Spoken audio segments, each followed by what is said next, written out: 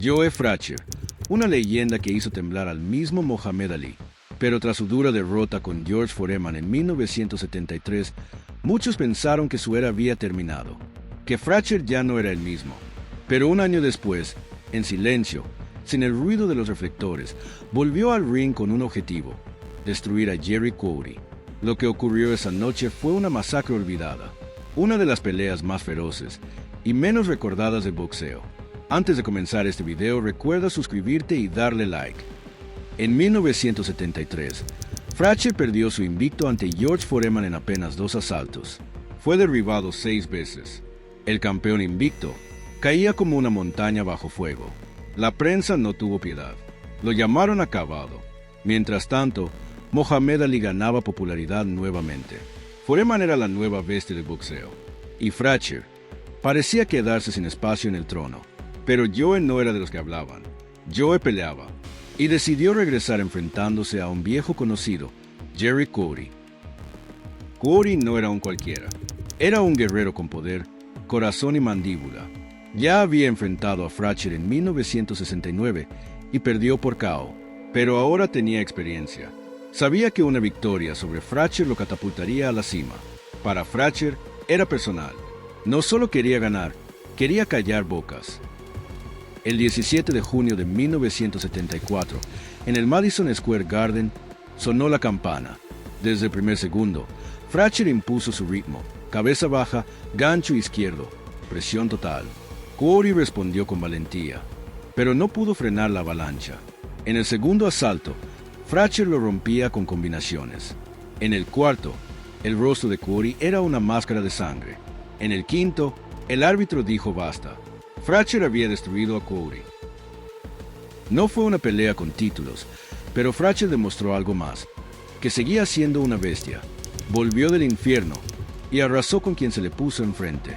Quarry terminó en el hospital y Frazier volvió a ser temido.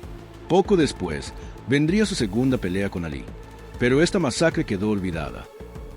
Esta es una de esas peleas que pocos recuerdan, pero los que la vieron nunca la olvidaron. Pero si hubo una rivalidad que definió la carrera de Joe Frazier, fue sin duda la que tuvo con Mohamed Ali. Dos titanes del boxeo, dos personalidades completamente opuestas. Ali, el poeta, el provocador, el hombre del pueblo. Frazier, el obrero silencioso, el guerrero que dejaba que sus puños hablaran. Se enfrentaron 3 veces. La primera, en 1971, fue llamada la pelea del siglo. Frazier mandó a Ali a la lona con su legendario gancho de izquierda y ganó por decisión unánime. Fue su mayor victoria, y también el comienzo de una guerra personal. Ali lo insultó públicamente, lo llamó Tío Tom, lo imitó, se burló de su estilo y apariencia. Pero Frazier nunca dejó que el odio lo desviara. En el ring, respondía con golpes. En la tercera pelea, el Srila y Manila dieron todo lo que tenían. Fue una guerra tan brutal que Ali dijo: fue lo más cerca que estuve de la muerte. Esa rivalidad no solo definió una era de boxeo, también mostró la esencia del espíritu de lucha. Dos hombres completamente distintos, unidos por la guerra del ring. Tras el Srila y Manila, Joe Frazier nunca volvió a ser el mismo. Esa guerra en Filipinas le arrancó más que sudor y sangre. Le quitó parte de su alma. Su ojo izquierdo quedó prácticamente inservible. Su cuerpo, golpeado más allá del límite humano. Esa pelea no solo le quitó el aliento, le quitó años de vida. Los médicos fueron claros: no debía volver a pelear. Pero para alguien como Frazier, el retiro no era una opción fácil. Él no era un boxeador, era un guerrero. Y como todo guerrero, no sabía cuándo rendirse. Frazier peleaba con el alma. Lo dio todo y lo pagó caro. Después de eso, su cuerpo empezó a pasar factura. La vista de su ojo izquierdo se deterioró aún más. Su velocidad, su explosividad ya no eran las mismas, pero nunca dejó de luchar, ni dentro ni fuera del ring. En 1976, intentó volver una vez más, pero Jimmy Ellis, George Foreman y nuevos monstruos esperaban. Era el fin de una era. En 1976, contra todos los pronósticos, volvió. No era el mismo Smoking Joe que había vencido a Ali en 1971, pero seguía teniendo fuego en las venas. Enfrentó nuevamente a George Foreman. Fue su segunda y última pelea y aunque volvió a perder, Esta vez no cayó sin dar pelea. Aguantó 5 rounds ante uno de los pegadores más temidos de la historia. Fue una despedida no oficial, pero digna. Tras esa derrota, Frazier anunció su retiro. Tenía 32 años.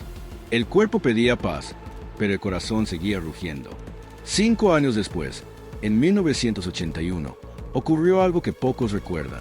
A los 37 años, Frazier salió del retiro para un último combate. Muchos pensaron que era una locura, que lo hacía por dinero, pero los que conocían su espíritu sabían la verdad. Joe extrañaba el ring, extrañaba el fuego, el sudor, el sonido de los guantes golpeando carne.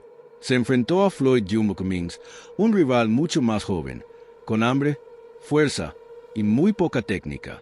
Frazier, con su ojo izquierdo prácticamente ciego y movilidad reducida, sobrevivió a 10 asaltos intensos. No fue una victoria, tampoco una derrota. El combate terminó en empate, pero lo que demostró esa noche fue algo más grande, que el corazón de un campeón no se mide por los títulos, sino por la voluntad de seguir peleando, incluso cuando el cuerpo dice basta. Fuera del ring, Frazier siguió siendo un guerrero. Tras su retiro definitivo, regresó a Filadelfia, su ciudad. Abrió un gimnasio modesto, donde entrenó a jóvenes y a su hijo Marvis. Vivió lejos de los reflectores, sin millones, sin homenajes, sin aplausos. Pero el mundo no fue justo con él. Mientras Ali era amado y glorificado, Frazier fue olvidado por muchos. Años después, aún dolido, decía: Ali me hizo daño, no solo con los puños, sino con sus palabras. Pero el respeto llegó con el tiempo. La historia empezó a poner las cosas en su lugar. Cuando Joe Frazier colgó los guantes definitivamente en 1981, no abandonó el boxeo, lo llevó en la sangre. Y su mayor deseo era transmitirle ese fuego a alguien que llevara su apellido con orgullo. Ese alguien fue Marvis Frazier, su hijo. Marvis creció viendo a su padre entrenar, sudar, sangrar y ganar respeto a golpes. Desde niño, Joe le enseñó disciplina, humildad y trabajo duro. No tuvo la infancia típica de una estrella. Creció en un gimnasio de Filadelfia, entre sacos, cuerdas y leyendas. Marvis mostró talento. Tenía velocidad, corazón y la bendición de su padre, pero también cargaba un peso enorme: ser el hijo de Smoking Joe. La trilogía Frazier Ali no solo cambió el boxeo, cambió la cultura popular. Fue más que puños y sangre. Fue política, raza, orgullo, rebelión. Ali era la voz desafiante de una generación que exigía cambios. Frazier representaba a la clase trabajadora negra que se levantaba cada mañana para construir Estados Unidos desde abajo.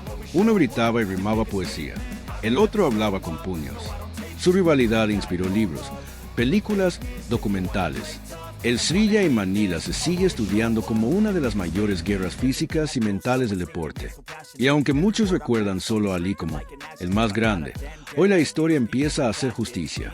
Porque sin Frazier, Ali no habría tenido su rival definitivo. La leyenda de uno es inseparable de la leyenda del otro. Cuando Ali enfermó de Parkinson, Frazier fue uno de los primeros en tenderle la mano. Su rivalidad se convirtió en respeto. En 2011, cuando Joe Frazier falleció, Ali dijo: "El mundo ha perdido a un gran campeón. Siempre lo recordaré con respeto y admiración". Frazier murió como vivió, con dignidad, coraje y fuego en el corazón. Puede que la historia le haya hecho sombra, pero el verdadero fan del boxeo nunca lo olvida.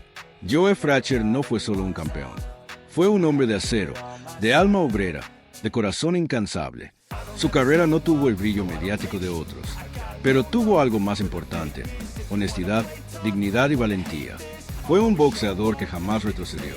¿Conocían esta historia? ¿Creen que Joe Frazier es uno de los boxeadores más infravalorados? Como siempre, si les gustó este video, no olviden suscribirse y dejar su like. Nos vemos en el próximo video.